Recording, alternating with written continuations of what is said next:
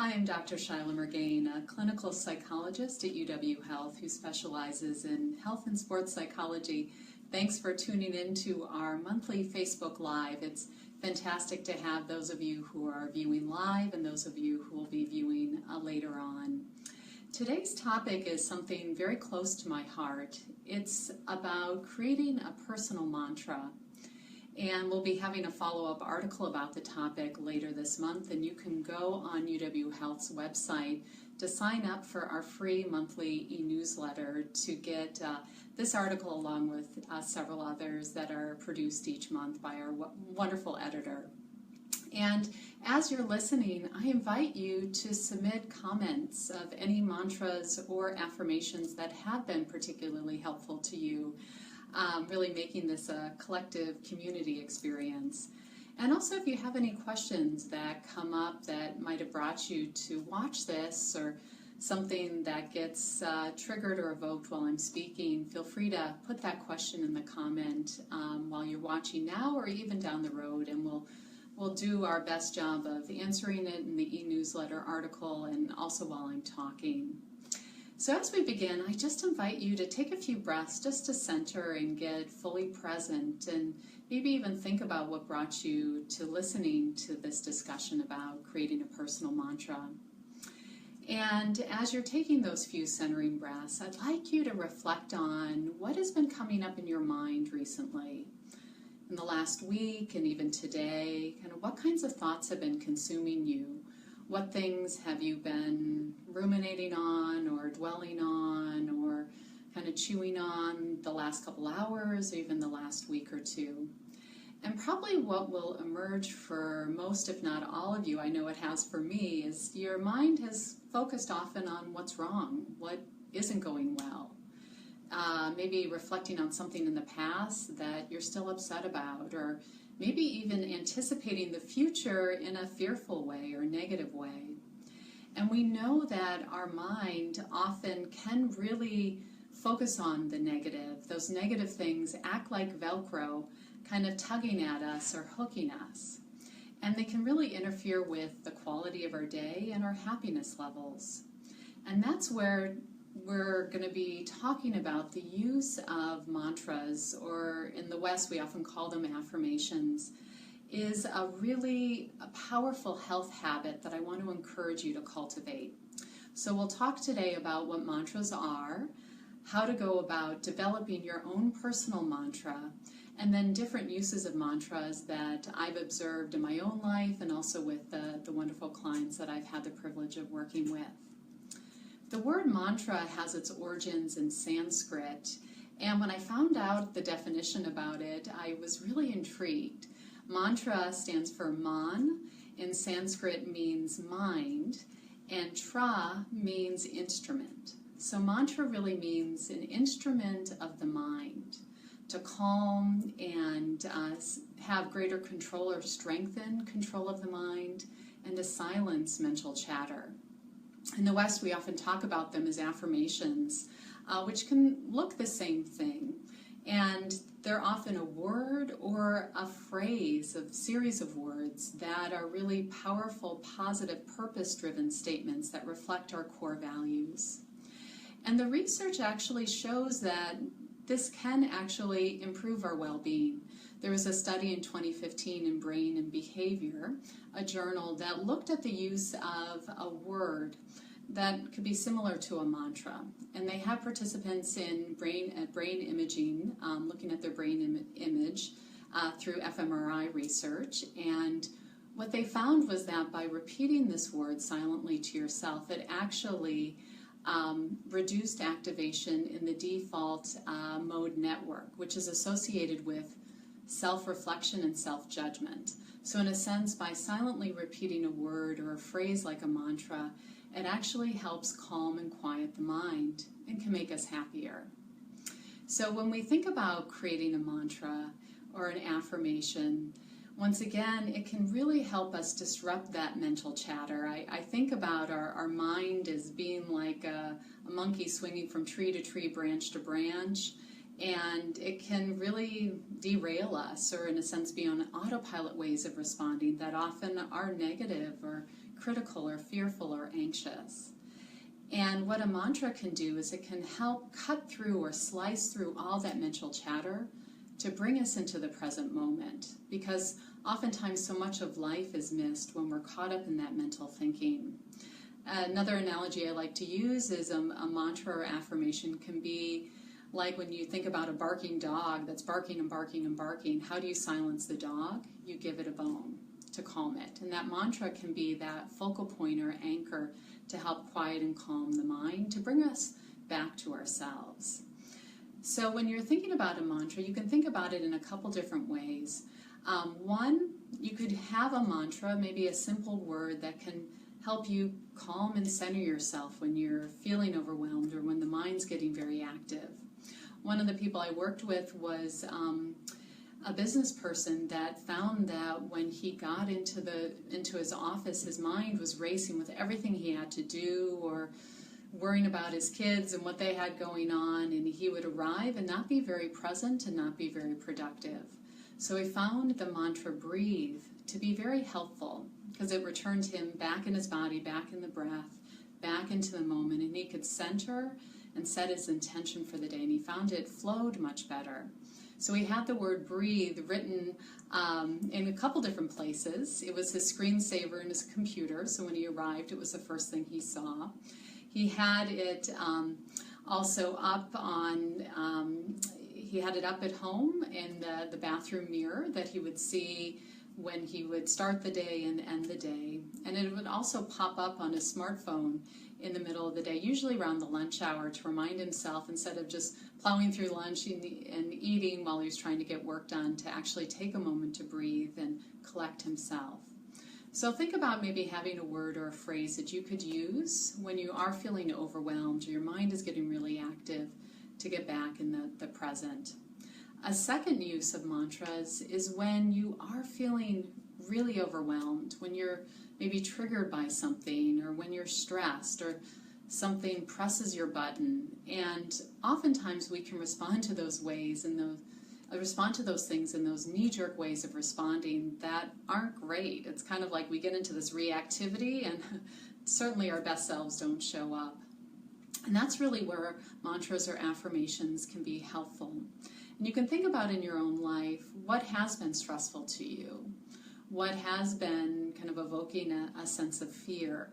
What has been tripping your trigger? And when you think about those things, maybe reflect on what are some of those automatic thoughts that hook me and cause a lot of emotional distress, and in a sense really aren't helping me. They might be kind of thoughts of fear or loss, and kind of having you go in a downward spiral. So instead, think about, if I was staying resilient, if I was my best self, if I knew it was going to be okay, almost like if my future self could say to me, hey, you're going to get through this, what kind of phrase or word would remind you of, maybe give you that sense of hope, or how you want to show up for that situation, or even the direction that you want to head to stay stress resilient. So an example is somebody I worked with who had chronic health issues. This person had chronic pain. And often when during a pain flare would get into a pattern of thinking, oh, I'm weak because I have pain, or my life is over because I have pain, or because I have this medical condition, I'm going to have all these struggles. And his mind would get into doom and gloom when thinking about it. And that was just kind of a lot of suffering on top of already physically being in pain.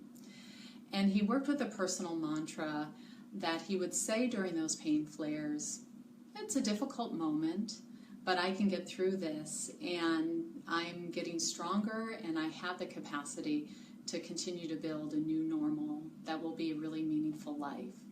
So he came up with that phrase, and he highlighted just a few words, that I'm strong even with pain, and I can get through this.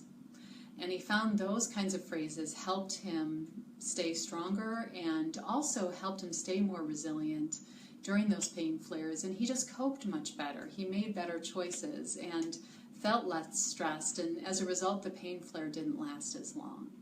So think about in your own life, what are some of those stressors that are coming up? When you're not responding well, what does that look like? And how might an affirmation or mantra that you think ahead of time, that you plan to say, might keep you on track and keep you resilient? An analogy I like to use of why mantras are so helpful is when those stressors happen, our mind goes into kind of automatic circuits, because when we think certain thoughts, it strengthens neural circuits or neural connections in the brain, so they get stronger and stronger. So what fires together wires together. And oftentimes our mind has these kind of grooves, almost like cross-country ski tracks, that go into when just something happens that's stressful. Our mind goes into those grooves and our mind is off into those negative tracks. A mantra can be like getting ourselves out of those circuits and starting to form new, happier, healthier neural circuits, kind of like that cross-country ski track. How do you get out of those tracks? You actually have to take your skis out, you have to take your poles out, and start to form new grooves. And often that can take a bit of work until you're forming those new pathways that your mind can go into. And that's really where mantras or affirmations, by planning ahead of time and then saying them in those stressful moments over and over, we start to form new pathways for ourselves that really lead us to the person that we want to be. And lastly, mantras and affirmations can be so helpful when you're going towards a dream or a goal.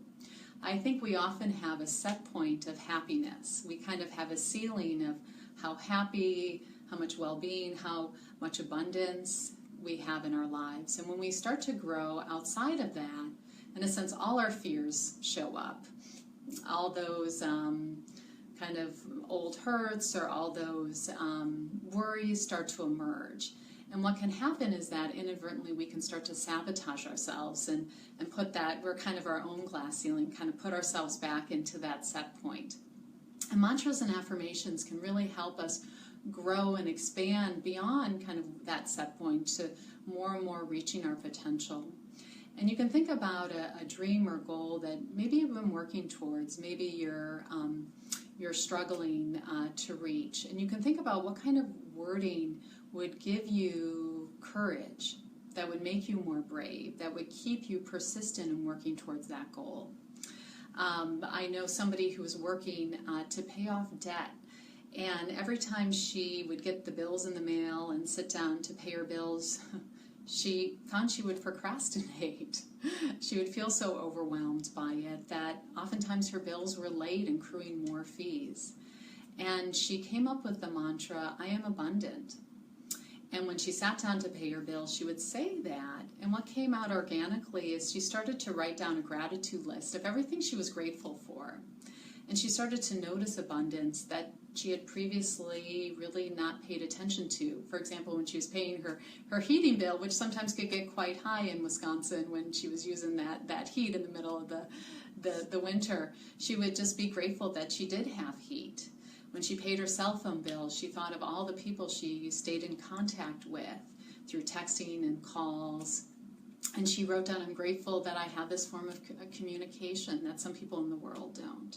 And it got her into a different mindset. And she did this for several months to the point that she actually started to look forward to paying her bills because it was an opportunity to reflect on what she was grateful for. And that sense of that, using that mantra, I am abundant, and it turned into I have enough, I do enough, I am enough. Over time, it led her to pay off her debt successfully, to start to save, and then she had some fun. Instead of just paying off debt, she worked towards using her money to start to save for some of those bucket list items that she had been really yearning to experience for her life. So think again about how you might create a personal mantra or affirmation. It could be a simple word like breathe or peace that can really help you drop into the present moment when your mind's getting really active. Think about stressors that you're currently facing and how you want to show up for them, the person that you want to be. And think about creating a mantra or phrase ahead of time that you could say as a reminder that although it's a difficult moment, it's not the only moment, and you'll get through this. That will help you hold on to yourself versus getting hijacked by the recent stressor.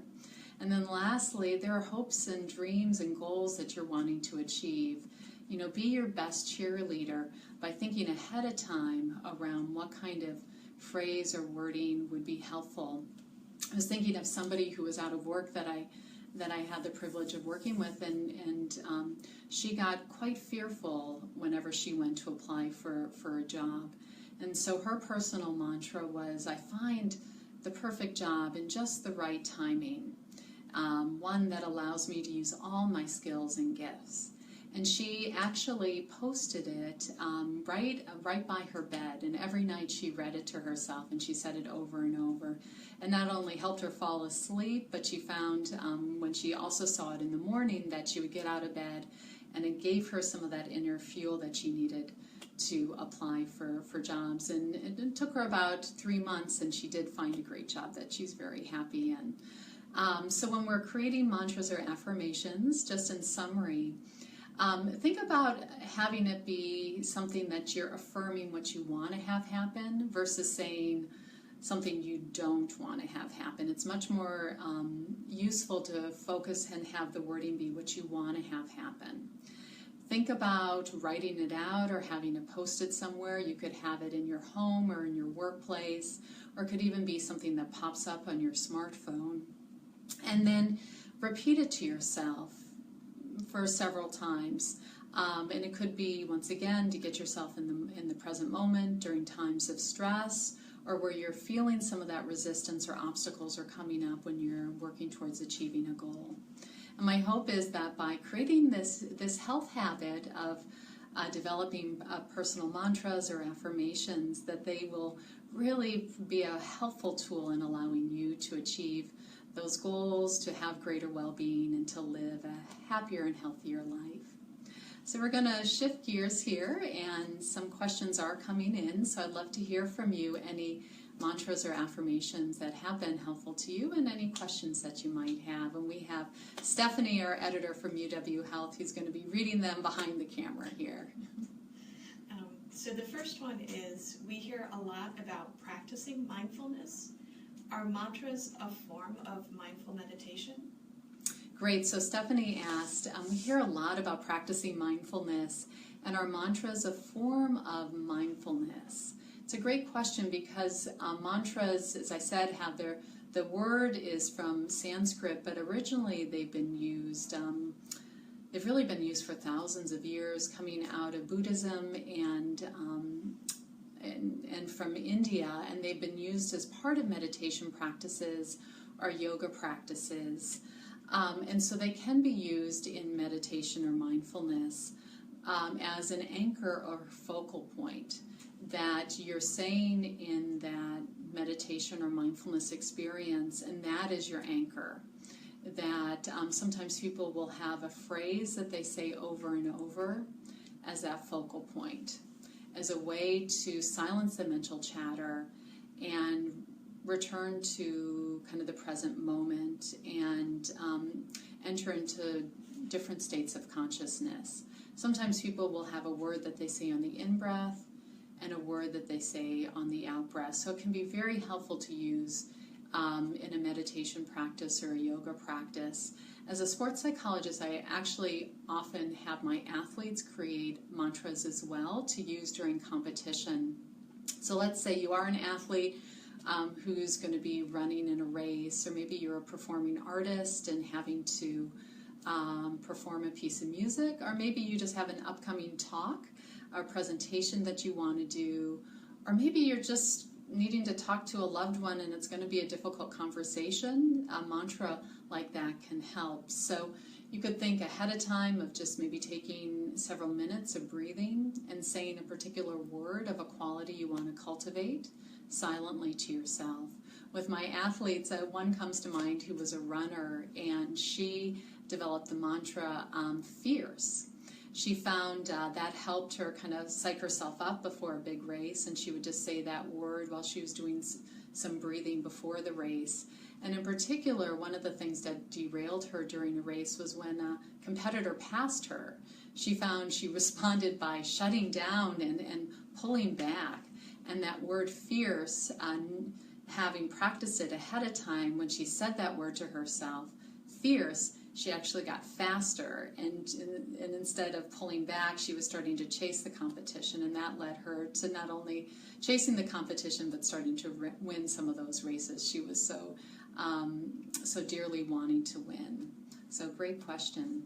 Okay, we have another one coming in here. So you mentioned about ruminating and use the example of a cross-country ski track. Can you suggest how we become aware that we're on the track in the first place? Okay, the second question, as I mentioned, ruminating, and this notion of rumination almost being like our minds going into a cross-country ski track or groove. And how do you better identify when you are ruminating or you are in that groove?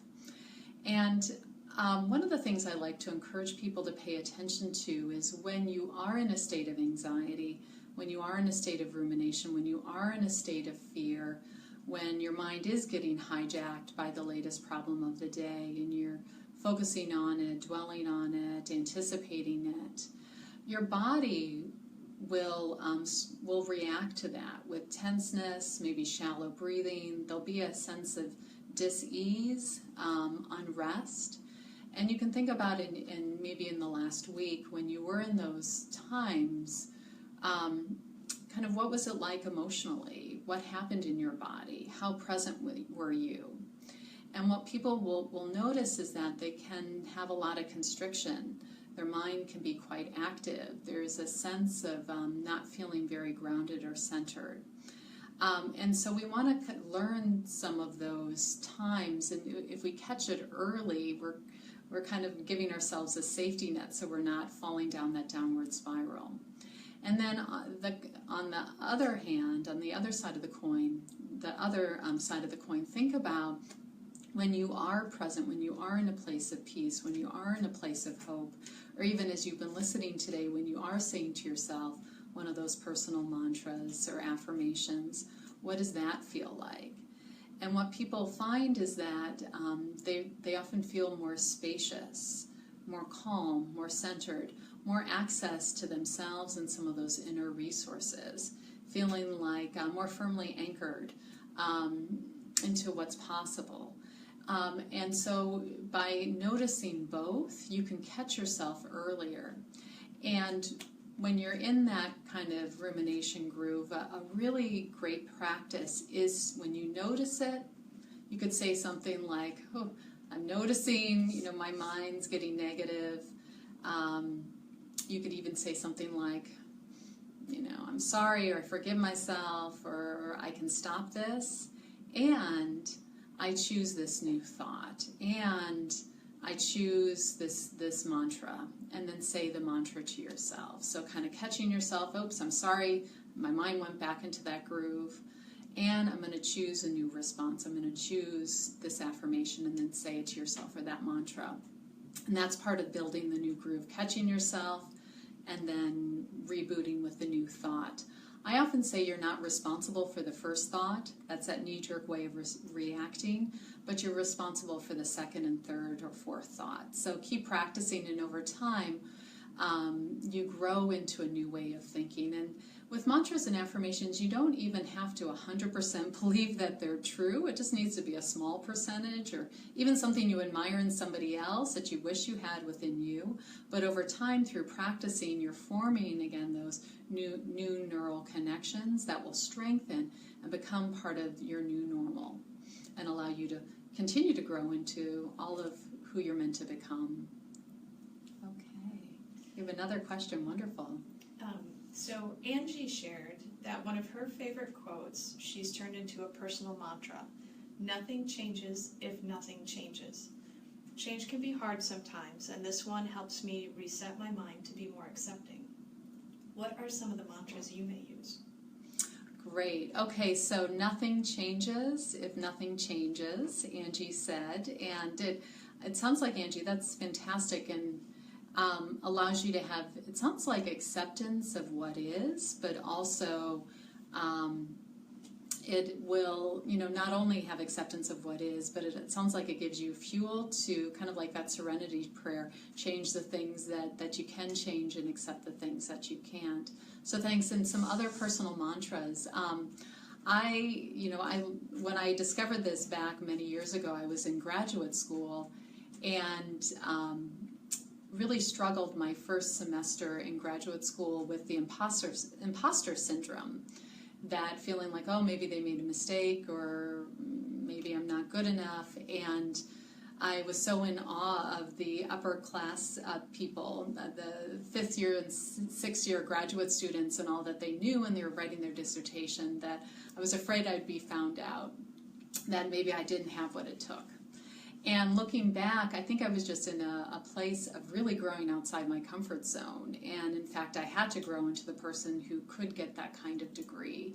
But I wasn't there yet for a semester. So I've used a variety of different affirmations over the years, but the one that I mentioned earlier is I am enough, I have enough, I do enough. And I taped it to my refrigerator and looked at it, every time I opened the refrigerator, and just affirmed it over and over and over. And what it did is I could tolerate the discomfort more. And it was quite uncomfortable going through a lot of different classes and having to produce a lot of material and getting a lot of criticism from professors at the time. But it reminded me of what's possible, and it also allowed me a sense of other possibilities. So I started getting help from professors, I formed study groups, I worked hard, and I put in the time and effort instead of giving up. So that's one that has been really, really helpful. I think another one is when I started doing media work or Facebook Live, these types of things a couple years ago. One of my personal mantras was, I have the ability to do public speaking. And that was something that I said anytime I went into a public speaking experience. Just affirming again the capacity and capability, and that was something I said before and also after as well, because when you're learning a new skill, there's always trial and error. So those are great questions, and I just encourage you as well to come up with ones that really resonate for you. So thanks again for joining us, and I want to announce our next Facebook Live event, which will be Friday, August 11th at 3 o'clock, and the topic is building better boundaries. So I hope all of you can join me either live or watching it after the fact, and I just want to wish you a wonderful month and really enjoying working with mantras and affirmations. Thanks, everyone.